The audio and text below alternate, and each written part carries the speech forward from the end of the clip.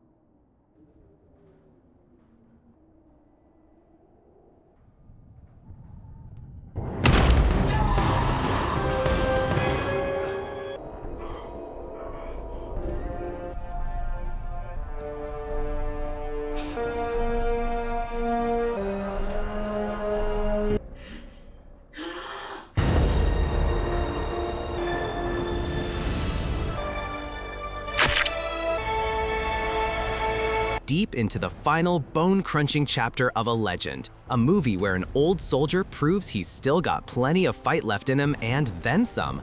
We're talking about Rambo: Last Blood, the film that brings John Rambo back for one last ride, a very, very angry ride.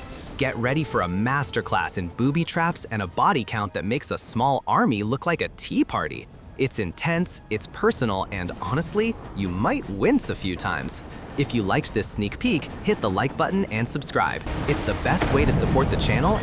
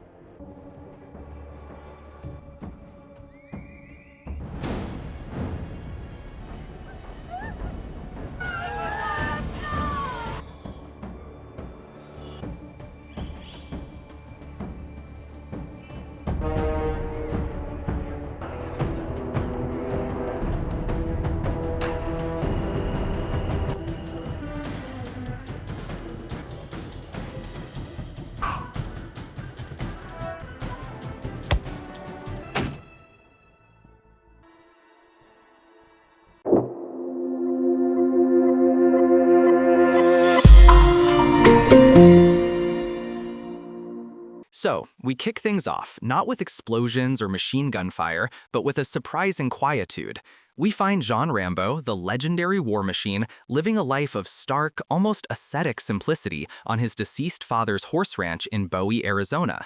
The dusty landscape stretches out around him, a stark contrast to the humid jungles and war-torn cities he once knew.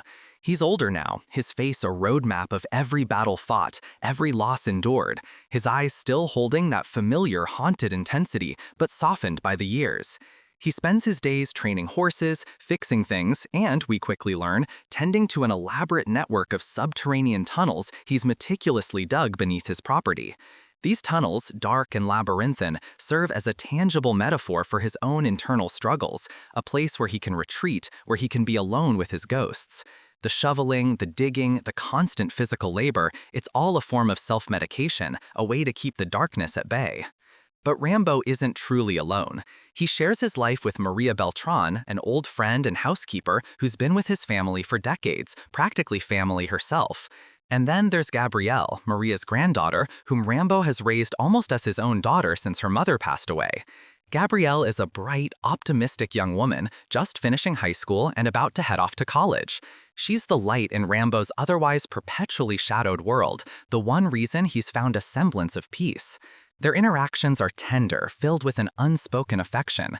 We see Rambo, the hardened warrior, offering gentle advice, listening intently to her dreams, a quiet smile occasionally gracing his lips. He's teaching her to mend fences, to ride horses, imparting a practical wisdom that only a man who has truly lived can possess. Their morning ritual, the breakfast table chatter, it's all a carefully constructed idol, a fragile piece that Rambo guards fiercely. However, this piece is about to be shattered. Gabrielle, despite Rambo and Maria's quiet admonitions, nurtures a longing to connect with her biological father, Manuel, who abandoned her and her mother years ago and now lives in Mexico. She's determined to get answers, to understand why he left, why he never reached out. It's a natural, if misguided, yearning for closure. Maria, having seen the pain Manuel inflicted, tries to dissuade her, her voice laced with a weary wisdom. "He broke your mother's heart, Gabrielle," she warns, "and he'll break yours too." Rambo, ever stoic, simply looks at Gabrielle, a flicker of concern in his deep-set eyes, but he knows a young woman's heart sometimes needs to learn its own lessons. He urges caution, reminds her of the dangers, but ultimately, he can't forbid her. He's always given her freedom, and this is her journey. So, against their better judgment, and with a heavy heart, Gabrielle makes the decision to go. Maria, resigned but worried, confides in Rambo, explaining that a friend of hers, Carmen Delgado, who works as an independent journalist investigating sex trafficking, might be able to help Gabrielle find Manuel. It's a small detail that will come back with devastating consequences. Rambo, ever the protector, offers to drive Gabrielle himself, but she insists on going alone, needing to confront her father on her own terms. It's a moment that feels painfully inevitable, like a slow-motion car crash just waiting to happen. You can almost hear Rambo's internal alarms screaming, but he lets her go, because that's what you do for family. Gabrielle crosses the border into Mexico, a vibrant, chaotic place that quickly feels less welcoming than she imagined. She meets up with a friend, a young woman who knows the ropes, and together they navigate the bustling streets of La Escondida. Eventually, Gabrielle finds Manuel, her father. The reunion is anything but heartwarming. Manuel, a broken and bitter man, clearly wants nothing to do with her. He dismisses her, tells her she was a mistake, a cruel rejection that cuts Gabrielle to the core. It's a brutal dose of reality, the kind that can scar deeply. As she stumbles away, heartbroken and vulnerable, her friend, who had accompanied her, betrays her, leading her straight into the hands of a local sex trafficking cartel. It's a dark, sickening twist, and you just know, deep down, that Rambo is going to hear about this and heads are going to roll. The cartel, led by the ruthless brothers Hugo and Victor Martinez, quickly drugs Gabrielle, erasing her will, her agency, her very self. She awakens in a dimly lit room, terrified and disoriented, another victim in a horrifying trade. The moment her friend calls Rambo's ranch, not Gabrielle, the cold dread settles in. Maria answers the phone, and the caller, her voice trembling, delivers the horrific news. Gabrielle is gone, taken by men, and she has no idea where. The crackle of static on the line almost feels like the sound of Rambo's world collapsing. The news hits Rambo like a physical blow. The quiet intensity in his eyes instantly transforms into a searing, predatory rage. His carefully constructed peace shatters. This is exactly what he feared, what he tried to prevent. The line has been crossed. He doesn't hesitate. He prepares his truck, grabs his iconic combat knife, and makes his way across the border into Mexico. This isn't just a rescue mission, it's a declaration of war. He's a one-man army, and he's coming for them. Rambo's arrival in Mexico is a stark contrast to Gabrielle's hopeful journey. He moves with a purpose, a grim determination etched onto his face, like a force of nature about to unleash devastation. He quickly tracks down Gabrielle's friend, the one who betrayed her. The interrogation is swift, brutal, and effective. Rambo doesn't waste words. He gets the information he needs, the location of a cartel-run club where Gabrielle was last seen. The air around him feels thick with unspoken threats, and the friend, terrified, spills everything. It's not a pretty sight, but Rambo isn't in the business of pretty anymore. He heads to the club, a den of vice and depravity, the pulsing music and flashing lights doing little to mask the ugliness beneath. Rambo moves through the crowd like a phantom, his eyes scanning, assessing, a predator in a concrete jungle. He confronts some low-level cartel thugs, the interaction short and violent. He dispatches them with a brutal efficiency, a blur of fists, elbows, and that ever-present knife. The metallic clang of its blade finding flesh a sickening accompaniment to the club's base. The bodies drop, silent and swift, unnoticed by the unsuspecting revelers. He's not here to make a scene, he's here for information. He finds a higher-ranking member, a man named El Flaco, and forces him to reveal more details about the Martinez brothers and their operation. El Flaco, quivering under Rambo's unwavering gaze and the glint of his knife, tells him about a specific house, a stash house, where the women are often held before being moved. Armed with this critical intel, Rambo infiltrates the cartel's safe house. The place is dark, cramped, and reeks of despair.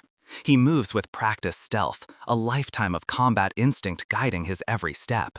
He finds several young women, terrified and shackled, but Gabrielle isn't among them. His heart sinks, but his resolve hardens. He knows he's on the right track, just not at the right destination yet. He frees the women, whispering assurances of safety, before retreating. The silence that follows his departure is almost deafening after the muted clinking of chains. Unfortunately, Rambo's actions do not go unnoticed. He's spotted by cartel lookouts, and soon he finds himself in a brutal, lopsided street fight. He's ambushed by a swarm of cartel members, a chaotic melee of punches, kicks, and crude weapons. The crack of bone, the grunts of effort, the panicked shouts echo through the narrow alleyways. Rambo, despite being outnumbered, fights with a ferocious desperation, fueled by his mission. He's a whirlwind of violence, taking down multiple attackers with a savage grace. He uses the environment, slamming heads against walls, throwing men into each other. He's a human wrecking ball, but even Rambo has his limits. They eventually overwhelm him, not by skill, but by sheer numbers. The blunt force trauma of repeated blows, the pain searing through his body, eventually brings him down. He awakens later, tied up, battered, and bloodied in a dingy room, facing the two men responsible for Gabrielle's suffering, the Martinez brothers, Victor and Hugo. They mock him, taunt him, relishing in their capture of the old gringo who dared to interfere with their business. Victor, the more openly sadistic of the two, begins to torture Rambo, extracting information with cruel efficiency. He cuts Rambo's face with his knife, leaving a deep gash, a symbolic wound that mirrors the one in Rambo's heart. He breaks some of Rambo's ribs, the sickening snap audible, and works on his hand, each crack of bone an agonizing testament to his torment. He wants to know who Rambo is, who he works for, and why he's asking about Gabrielle. Rambo, ever the resilient warrior, refuses to break, his face a mask of pain but his eyes still burning with defiance. It's a testament to his indomitable spirit, his refusal to yield. He simply stares back, a silent promise of retribution in his gaze. Just as the brothers are about to deliver a killing blow, a diversion erupts outside. A car crash, gunshots, chaos. This is Carmen Delgado, Maria's journalist friend, making a surprise appearance. She bursts in, a frantic whirlwind of action, creating just enough pandemonium for Rambo to break free from his bonds. The suddenness of her arrival, a literal deus ex machina moment, is a lifesaver. Rambo, despite his injuries, moves with a primal surge of adrenaline, taking down the remaining cartel members with a newfound ferocity. Using whatever he can get his hands on, a broken chair leg, a discarded pipe, each strike a testament to his pain and rage. He's a wounded animal, but still deadly. Carmen helps Rambo escape, tending to his grievous wounds in her safe house. She's a good Samaritan with a dangerous secret, deeply entwined in the fight against the cartel. She cleans his wounds, stitches him up as best she can, and gives him painkillers. As Rambo recovers, albeit slowly and painfully, Carmen explains the full scope of the Martinez cartel's evil empire, their reach, their brutality, their impenetrable network. She tells him that Gabrielle is likely being held at a different location, a much larger, more heavily guarded facility.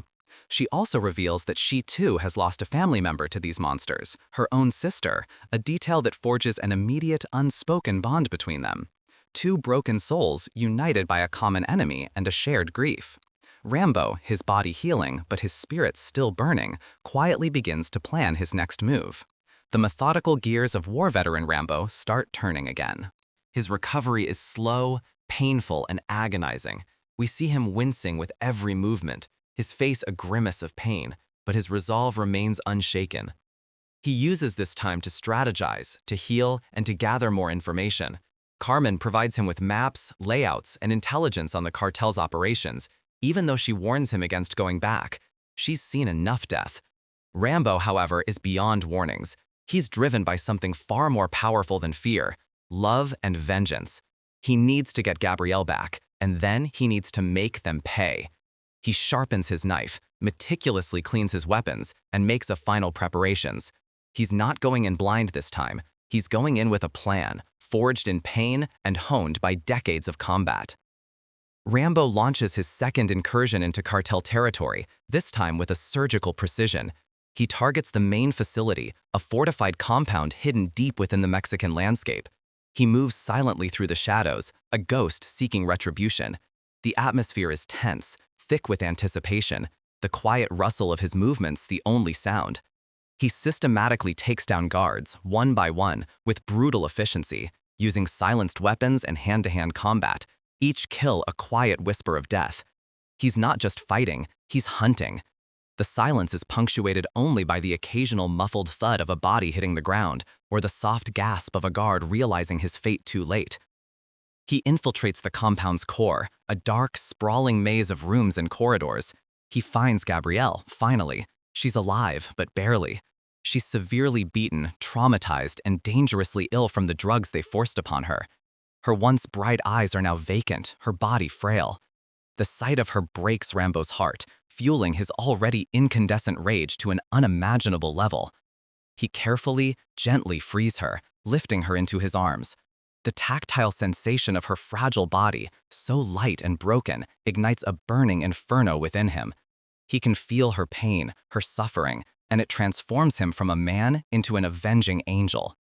Now, with Gabrielle in his arms, Rambo executes a daring escape. It's a desperate dash for freedom, a race against time and an army of enraged cartel members. He fights his way out, Gabrielle cradled against him, shielding her from the chaos.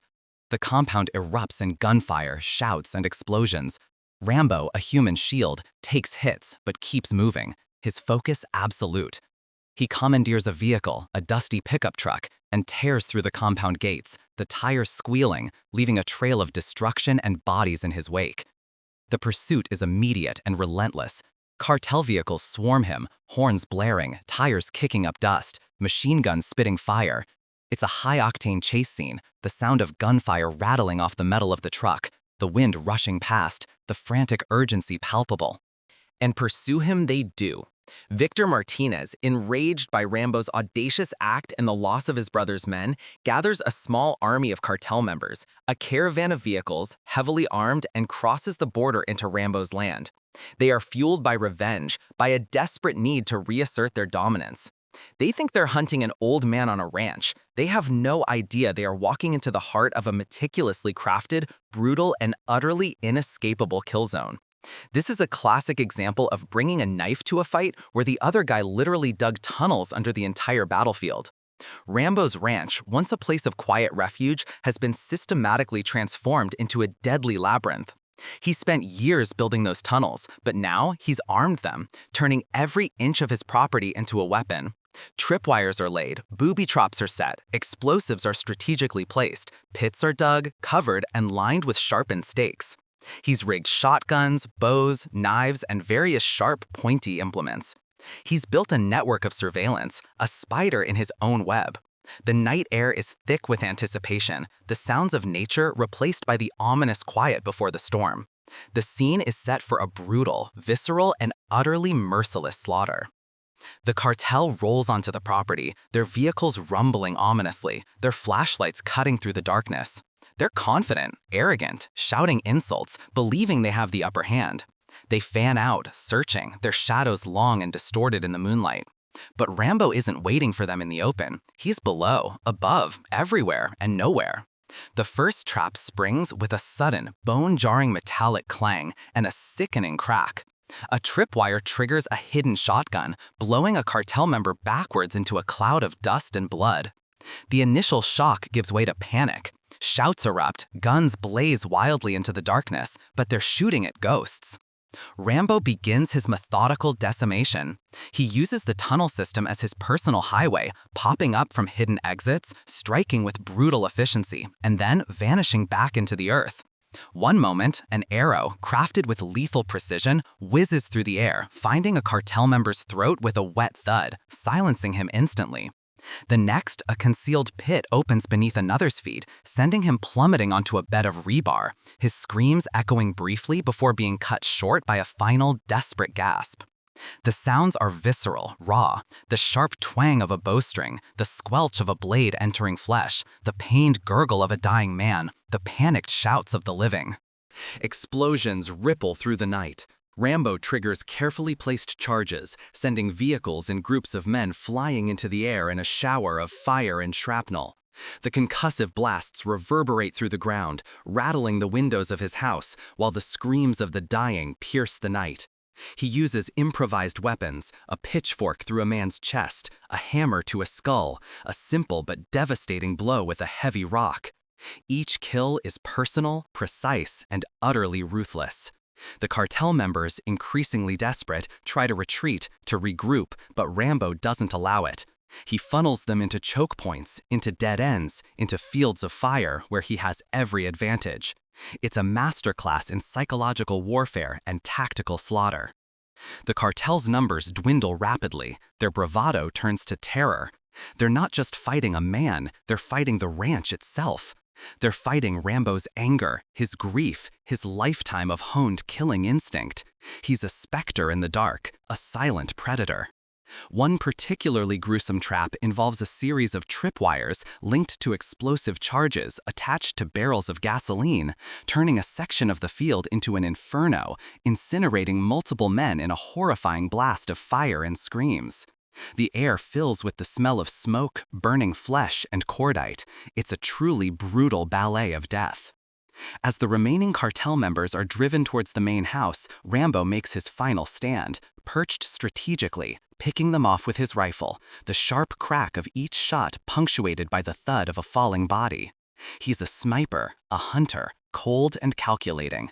He's not celebrating. There's no joy in this, only a grim, unwavering determination to complete his vengeance. The last few, desperate and terrified, are driven directly into the kill zone he set up inside his home, a series of narrow corridors and rooms designed to funnel them into his crosshairs. He uses his iconic bow, sending arrows whistling through the air, each one finding its mark with deadly accuracy. It's a harrowing, close-quarters combat sequence, the frantic grunts of men, the metallic clang of weapons, the heavy breathing of Rambo as he moves with a primal intensity. Finally, only Victor Martinez, the most sadistic of the brothers, remains. He stumbles through the carnage, shell-shocked and terrified, eventually collapsing in Rambo's barn. Rambo confronts him, not with a quick kill, but with a deliberate, chilling vengeance. He drags Victor into his tunnel system, the very place he sought solace, now transformed into a personal hell for his tormentors. The darkness, the confined space, the claustrophobia add to the horror. Rambo ties Victor to a post, his breathing ragged, his eyes burning with an infernal light.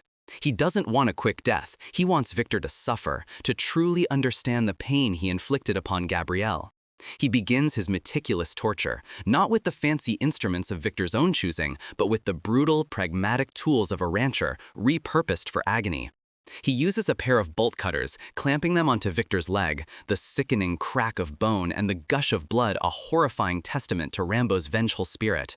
Victor screams, a primal sound of agony and fear, begging for his life, pleading for it to stop. Rambo, his face utterly devoid of emotion, simply stares at him, an empty vessel filled only with rage.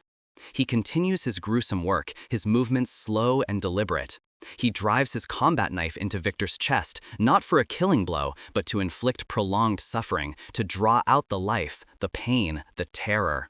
The wet squelch of the blade, Victor's guttural gasps, the desperate thrashing of his body, it's all a symphony of vengeance. Rambo, his face splattered with blood, doesn't even flinch. He pulls out Victor's heart, a grotesque final act of retribution, his hands covered in the warm, sticky gore. He holds it, staring at the still-beating organ, a macabre trophy of his righteous fury. Then, with a final guttural roar, he plunges his knife into Victor's chest again, ensuring the monster is truly gone. The silence that follows is absolute, broken only by Rambo's heavy breathing, the dripping of blood, and the distant sounds of fire. He has avenged Gabrielle. The mission is complete. The cost, however, is immeasurable. The sun rises, casting long, somber shadows over the ravaged ranch. The air is thick with the acrid smell of smoke and death. Rambo sits on his porch swing, exhausted, battered, and covered in blood, his face a mask of profound weariness and sorrow. The house, his home, is riddled with bullet holes, scarred by fire, a physical manifestation of the battle that just took place. In his lap rests the blood-soaked jacket Gabrielle wore when he found her.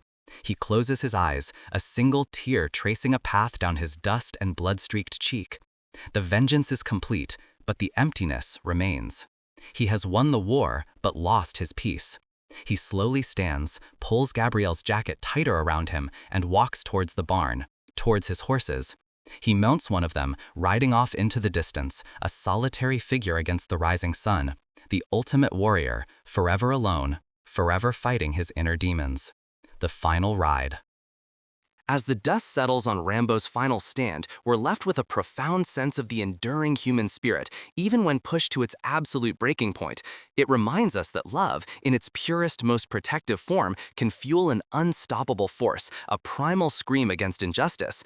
John Rambo's journey, from silent protector to avenging angel, speaks to the sacrifices made in the name of family and the deep, often painful, connections that bind us. His actions, while brutal, are a testament to the idea that some bonds are so sacred, some wrongs so profound, that they demand a reckoning, leaving an indelible mark on both the avenger and the avenged. Last Blood is a raw, unflinching descent into the heart of darkness, a brutal culmination of Rambo's tragic journey. It's a visceral, action-packed thrill ride that doesn't pull any punches, delivering exactly what fans of the series expect: Rambo unleashed. The film effectively brings a sense of finality to the character, a grim but fitting end to a soldier's lonely war. The movie opens with a scene that immediately reminds us Rambo isn't exactly retired from the hero business, even if he's trying to be. A torrential downpour lashes against the Arizona landscape, turning a peaceful night into a chaotic maelstrom. Sheriff's deputies are scrambling, desperately searching for a group of hikers lost in a flash flood. The camera zeroes in on a figure on horseback, moving with a purpose that cuts through the panic. It's John Rambo, obviously, because who else would be out there looking for trouble in a monsoon? He navigates his horse Goliath through the churning, muddy waters with an ease that suggests he's done this a few thousand times before.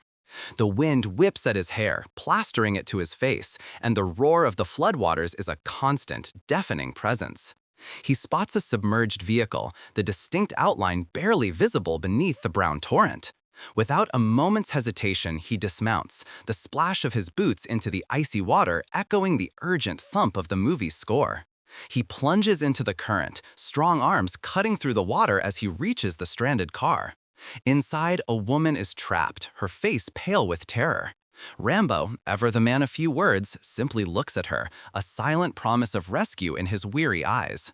He expertly works to free her, the metal groaning under his forceful hands. The water gushes around them, threatening to rip them away, but Rambo's grip is like iron. He pulls her out, then guides her back to safety, the woman clinging to him like a lifeline. It's a stark reminder that even though he's trying to live a normal life, the instincts of a savior, or perhaps a survivor, are deeply ingrained. He gets her to stable ground, gives a curt nod to the deputies, and then, without fanfare, melts back into the storm, leaving the rescued woman staring after him, probably wondering if she'd just met an actual legend. Cut to a sun-drenched day on the Rambo family ranch. The contrast couldn't be sharper. The air is still, save for the gentle rustle of leaves and the distant lowing of cattle. Rambo is busy, not with combat, but with the mundane, comforting tasks of ranch life. He's tending to his horses, shoveling hay, his movements deliberate and practiced. The camera gives us glimpses into his past, brief, jarring flashes of explosions, screams, and the chaos of war, snippets of memory that still haunt his quiet moments. He pops pills, a silent admission that the internal battles are far from over, even if the external ones have subsided for now. But there's a lightness in his demeanor that we haven't seen in, well, ever, really. This newfound peace is largely thanks to his surrogate family, Maria, his longtime housekeeper and confidant, and her granddaughter, Gabrielle. They are the anchors that keep Rambo grounded. Gabrielle is a smart, driven young woman on the cusp of adulthood, about to head off to college. She's full of hope and a yearning for connection, a stark contrast to Rambo's stoic pragmatism. Maria, with her warm smile and no-nonsense attitude, acts as a bridge between the two, often translating Rambo's grunts and gestures into actual advice for Gabrielle. One evening, the three of them are gathered around a modest dinner table. The scene is homey, almost idyllic. Gabrielle shares her plans for college, her voice bubbling with excitement. Rambo listens, a small, almost imperceptible smile playing on his lips. It's a slice of normalcy, a taste of the life he's fought so hard to protect. But beneath the surface, there's a tremor of unrest. Gabrielle wants to find her biological father, Manuel, who abandoned her and her mother years ago. Maria, sensing Rambo's apprehension, voices her concerns, reminding Gabrielle that some things are best left in the past. Rambo, in his usual economical style, expresses his disapproval with a look, a slight shake of the head. He knows the world is a dangerous place, and this quest, fueled by youthful idealism, feels like an unnecessary risk. Despite Rambo's silent warnings and Maria's outright pleas, Gabrielle is determined. She's convinced that if she just talks to Manuel, she can understand why he left, perhaps even gain some closure. A friend, Giselle, has been in contact with Manuel and knows where he lives in Mexico. So, against the better judgment of her pseudo-parents, Gabrielle makes plans to go. Rambo, knowing he can't stop her completely, tries to offer some practical advice, a phone number, a plea to be careful. He tells her, in his gravelly voice, "Don't go looking for trouble." It's a line that feels loaded, knowing Rambo's history.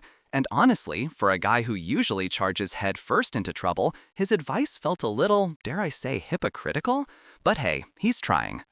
Gabrielle makes her way to Mexico, a journey that feels innocent enough at first. The vibrant colors of the border town, the hustle and bustle, everything is new and exciting. She meets up with Giselle, and together they navigate the unfamiliar streets. Giselle leads her to a run-down, dilapidated building, a stark contrast to the colorful vibrancy of the main streets. This is where Manuel, Gabrielle's biological father, lives. The meeting is, well, it's not the heartwarming reunion Gabrielle had envisioned.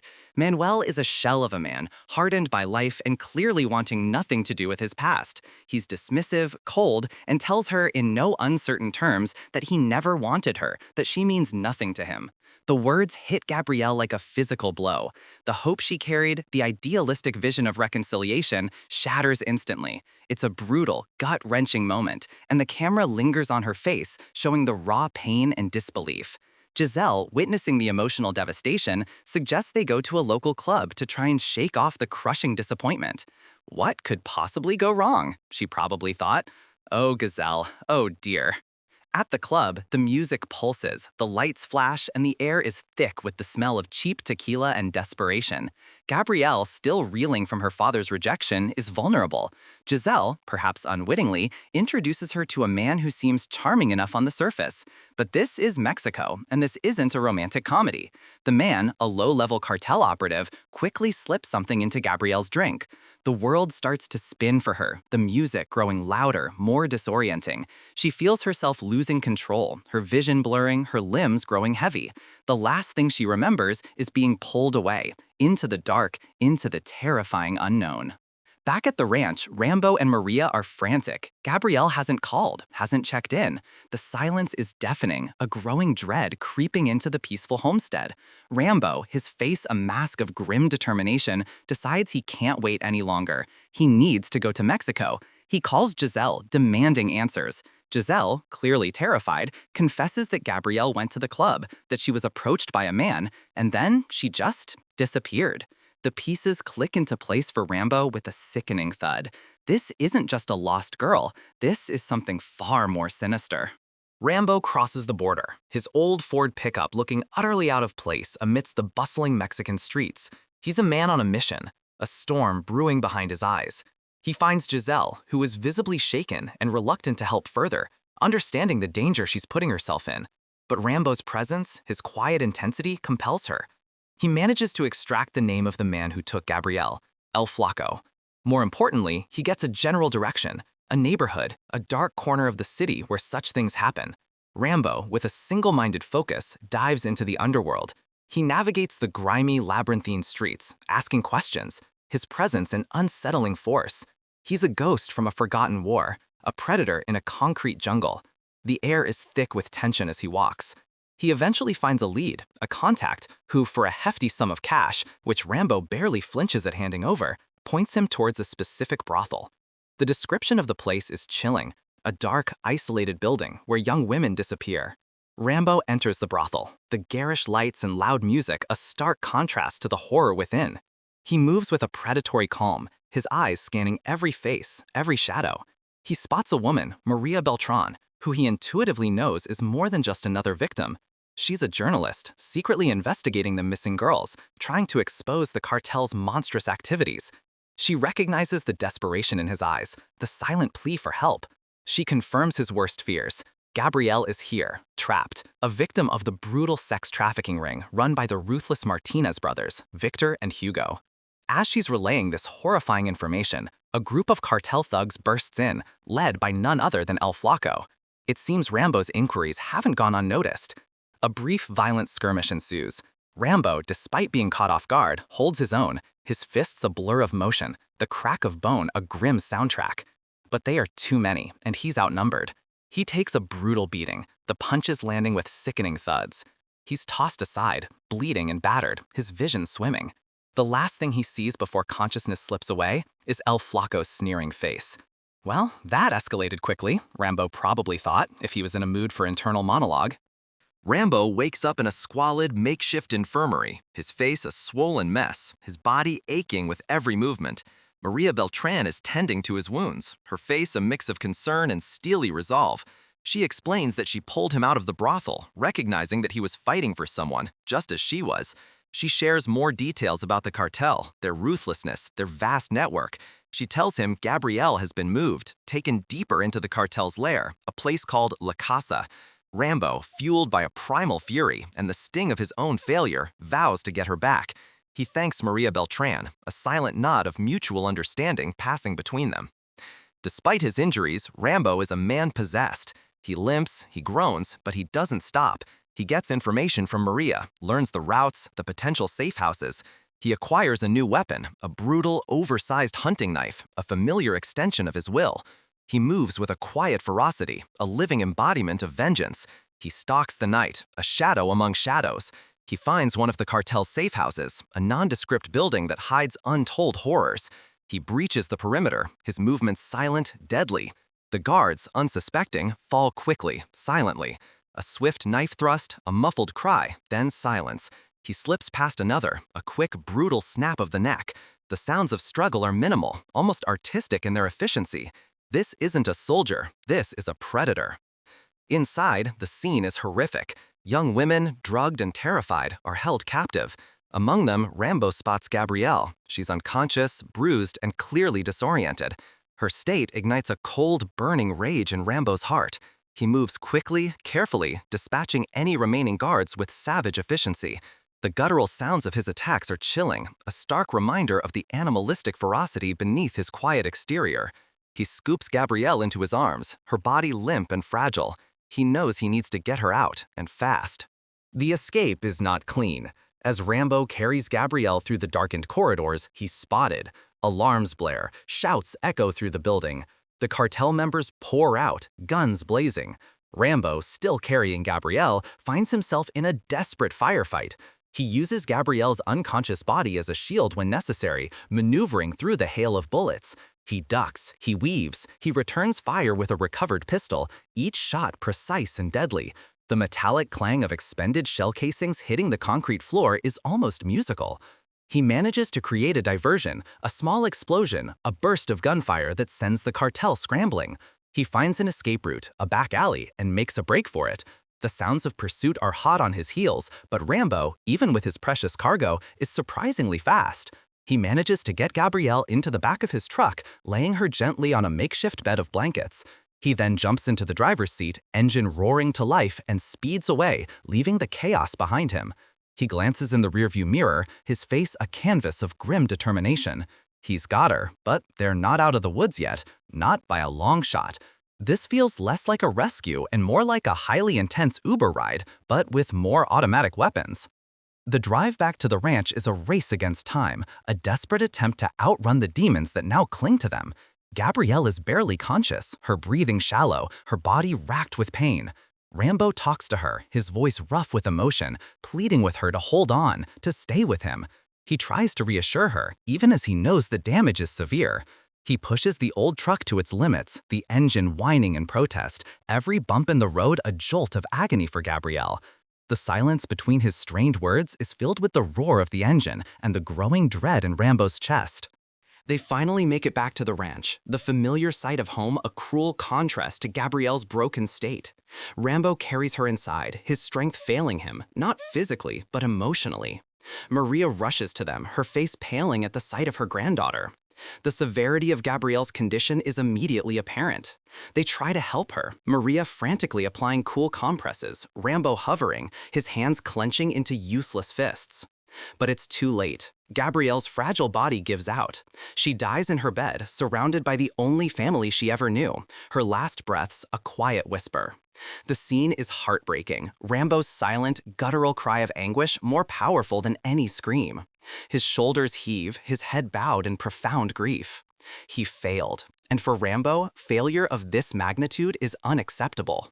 The man who has survived countless wars, witnessed unimaginable horrors, is utterly broken by the loss of this innocent girl. The quiet peace he had found is shattered beyond repair. His face contorts into a mask of pure, unadulterated rage. The world has taken too much from him, and now it will pay. Oh, the Martinez brothers have no idea what they've just unleashed. This isn't just a former soldier. This is a force of nature about to be unleashed. The death of Gabrielle transforms Rambo. The stoic protector vanishes, replaced by a ghost of vengeance. His eyes, usually filled with a weary sadness, now burn with a cold, terrifying fire. The ranch, once a sanctuary, becomes a preparation ground for war. Rambo methodically, almost ritualistically, begins to fortify his home. He walks the perimeter, his movements deliberate, his mind a whirlwind of tactical brilliance. He surveys the sprawling network of tunnels he secretly dug beneath his property over the years, a testament to his PTSD-fueled paranoia, a hidden world beneath the tranquil surface. Now, these tunnels will become a battlefield. He starts by clearing them out, ensuring perfect sightlines, identifying choke points. The scraping sound of his shovel against the dirt is constant. He brings in supplies, old army crates, tools, explosives. His workshop, usually reserved for fixing tractors, becomes an armory. He sharpens his oversized knife to a razor's edge, the metallic hiss a chilling prelude to what's coming. He cleans and loads his old M16, the familiar click and clack of the mechanism a comforting sound in his ears. He prepares a bow, meticulously attaching explosive arrowheads, each one a promise of fiery destruction. The smell of gunwale and sweat fills the air. He sets up tripwires, barely visible strands of monofilament fishing line, connected to shotgun shells, to makeshift noisemakers, to crude but effective bombs. Each trap is placed with surgical precision, designed not just to kill, but to maim, to terrorize, to break the will of his enemies. He builds a series of underground chambers, each a potential death trap, complete with hidden spikes, falling debris, and walls that can be sealed off with a sickening thud. The sounds of hammering, sawing, and drilling echo across the ranch, a discordant symphony of destruction. He constructs a series of wooden barricades, reinforcing the entry points to his ranch. Large, heavy logs are positioned to swing down, blocking paths, forcing the cartel into predetermined kill zones. He digs trenches, camouflages pitfalls with thin coverings of branches and leaves, each one lined with sharpened stakes.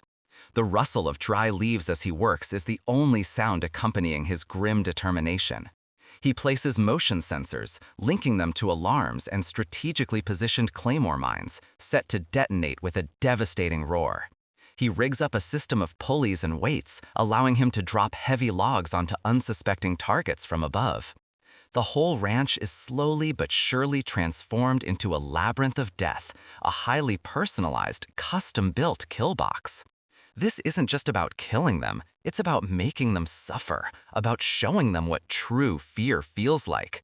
It's a dark masterpiece of military engineering, built by a man who has seen too much war and is now bringing it home. One might say he's really leaning into the whole home improvement thing.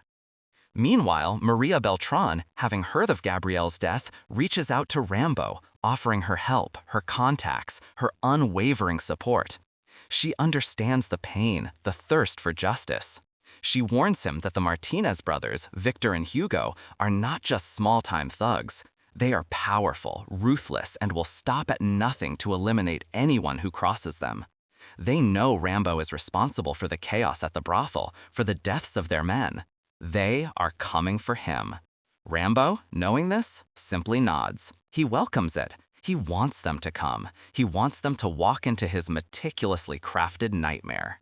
And so, the day arrives. A convoy of black SUVs and pickup trucks, filled with heavily armed cartel members, rolls down the dusty road towards the Rambo ranch. The vehicles kick up a thick cloud of red dust, a grim banner announcing their arrival. The roar of their engines shatters the tranquility of the desert. Victor and Hugo Martinez lead the charge, their faces set in expressions of arrogant malice. They think they're walking into a simple ranch, ready to collect a blood debt. They have no idea they are entering the ultimate hunting ground. Rambo watches them approach from a hidden vantage point, his face impassive, his grip tight on his M16. He waits, a coiled spring of lethal intent. The wind whistles softly through the trees, carrying the faint sound of their vehicles. The first group of cartel members breaches the outer perimeter. They move with an aggressive confidence, their boots crunching on the gravel path. Suddenly, a tripwire is snagged. A series of shotgun blasts tear through the air, deafeningly loud, followed by screams. Men fall, torn apart by the improvised mines. The initial shock gives way to panic and confusion. They start firing wildly into the bushes, their bullets tearing through foliage, hitting nothing. Rambo, from his hidden position, takes aim with his M16. 3 precise shots, 3 distant thuds as men drop. The sound of his rifle is crisp, authoritative, cutting through the chaos. Surprise, he probably muttered under his breath. More cartel members rush in, trying to flank Rambo, but they stumble into his carefully laid pitfalls. The sudden collapse of the ground beneath their feet is followed by desperate shouts and the sickening thud of bodies impaling themselves on sharpened stakes.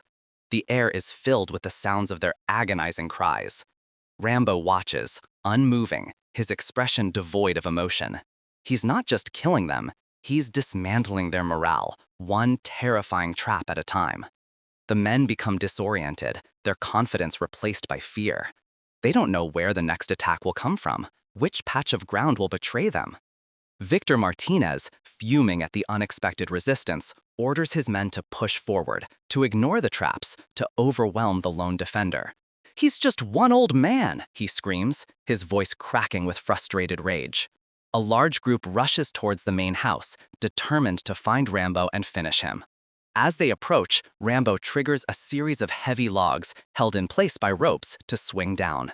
With a thunderous crack, they smash into the advancing cartel members, crushing them, sending others scattering. The shouts of pain are punctuated by the sickening sound of snapping bone. It's brutal, messy, and devastatingly effective. The remaining cartel members, those who haven't been impaled, shot, or crushed, are now thoroughly terrified. They realize this isn't a simple raid, it's a meticulously planned ambush. They retreat into the network of tunnels Rambo had so carefully prepared. This is exactly what Rambo wanted. He's herded them into his lair, into the dark, claustrophobic confines where he holds every advantage. He moves with silent swiftness through the familiar tunnels, a phantom in the gloom. The air is cool and damp, the echoes of their frightened whispers carrying through the dark. He uses night vision goggles, his world turning into an eerie green glow, giving him a stark, tactical edge. The cartel members, fumbling in the darkness, are disoriented. They trip over unseen wires, stumble into concealed pits. Rambo moves among them like a wraith. He takes down one man with a swift, brutal thrust of his knife, the blade sliding in with a sickening squelch. The man gurgles, drops. Another reaches for his pistol, but Rambo is faster. A quick, powerful blow to the temple, a dull thud as the man collapses. He uses the environment to his advantage, pulling a rope, causing a section of the tunnel to collapse, trapping a group of men, burying them alive amidst the cries and the rumble of falling earth. He then shoots an explosive arrow, the fiery bolt streaking through the darkness, detonating with a concussive blast that sends splinters of wood and shrapnel flying, disorienting more men, blowing others apart. The ringing in their ears, the sudden flashes of light, and the acrid smell of gunpowder add to their terror. The tunnel section becomes a deadly maze, with Rambo controlling every twist and turn. He uses a series of booby traps, a tripwire connected to a propane tank, which he ignites with a single, precise shot from his bow, sending a massive fireball roaring through the confined space, incinerating a group of men, their screams cut short by the inferno. The heat is intense even for Rambo. He's using fear as much as force. The survivors, panicked and desperate, try to flee, but Rambo anticipates every move. He seals off exits, funneling them towards his chosen kill zones. The rhythmic thump-thump of his footsteps is often the last sound they hear before they encounter a hidden spike, a swinging blade, or a swift, silent death from his knife. This is less a fight and more like watching a spider meticulously craft its web than wait for the flies. Hugo Martinez, finally realizing the extent of the massacre, decides to retreat. He sees his men being slaughtered, not by a conventional army, but by something far more primal and cunning. He orders his remaining men to fall back, a desperate scramble to escape Rambo's subterranean hell. They burst out of the tunnels, gasping for air, their faces pale with terror. They're running for their lives, their bravado completely shattered. But Rambo isn't done. He's not letting any of them escape. He emerges from the tunnels, covered in grime and blood, his eyes still burning with an almost inhuman intensity. He stalks the fleeing cartel members, picking them off one by one with his bow. The thwip of an arrow, followed by a distant scream, becomes a chillingly familiar sound. He's relentless, a force of nature driven by pure vengeance. He's not interested in taking prisoners, not interested in a fair fight. He wants them all to pay for Gabrielle. Victor Martinez, left with only a handful of men, makes a desperate stand by one of the old sheds. He tries to rally his troops, but their will is broken. Rambo bursts out from behind a stack of hay bales, his M16 blazing. The rapid-fire crackle of the rifle is deafening, sending bullets tearing through the air. Victor's men fall like dominoes, their bodies riddled with lead. Rambo, his face a grim mask, doesn't even flinch at their screams. He approaches Victor, who is now alone, wounded, and utterly terrified. Victor drops his weapon, pleading for his life, offering Rambo money, anything he wants. But Rambo shakes his head slowly, his voice a low, gravelly growl. "You don't understand," he says. "You brought this on yourself." With a swift, powerful movement, Rambo plunges his knife into Victor's chest, twisting the blade, ending his life with a brutal finality. The last sound is a wet gurgle. But Hugo Martinez, the true architect of Gabrielle's suffering, is still alive. Rambo had singled him out, making sure he was one of the last remaining. Rambo wants him to witness the complete annihilation of his empire, to feel the terror and desperation of his men before facing his own reckoning. Hugo, witnessing the gruesome fate of his brother, makes a desperate dash for one of the remaining vehicles. He fumbles with the keys, his hands shaking, panic etched across his face. Rambo, however, is already there, a blur of motion. He slams the driver's door shut before Hugo can open it, the metal groaning with the impact. He drags Hugo out of the vehicle, not with a quick kill, but with a deliberate, agonizing struggle. He wants Hugo to suffer, to truly feel the weight of his actions.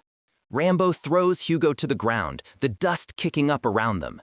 Hugo scrambles, desperate, but Rambo is too strong, too fast. He binds Hugo's hands and feet, secures him to a pole in the garage. The scene is bathed in the dim light of a single bare bulb, casting long, eerie shadows. Rambo then methodically, slowly, begins to torture Hugo for information, for a confession, for the sheer satisfaction of making him pay. He uses his knife not for a quick kill, but for calculated, precise cuts, drawing blood, inflicting pain, making Hugo scream. The sounds are visceral, deeply unsettling, the metallic tang of blood filling the air. He wants to know every detail, every name, every place, to ensure no stone is left unturned. He gets his answers through brute force and unwavering resolve. Hugo eventually breaks, screaming confessions, his voice hoarse with pain and terror. When Rambo is satisfied, when Hugo has told him everything he knows, when the information has been extracted, Rambo performs the ultimate act of vengeance. He ties Hugo's wrists and ankles with ropes, connecting them to an old pickup truck. He then slowly, deliberately starts the engine, putting the truck in gear. The vehicle lurches forward, and with a sickening stretch and a horrifying tear, Rambo literally dismembers Hugo Martinez. The sounds are truly horrific, a visceral symphony of bone and sinew tearing apart, a primal scream that abruptly ends. The scene is gut-wrenching, shocking in its brutality, a testament to how far Rambo has been pushed. He's gone beyond justice. He's entered a realm of pure, unadulterated vengeance, mirroring the brutality inflicted upon Gabrielle. It's a moment that leaves you breathless, questioning the line between hero and monster.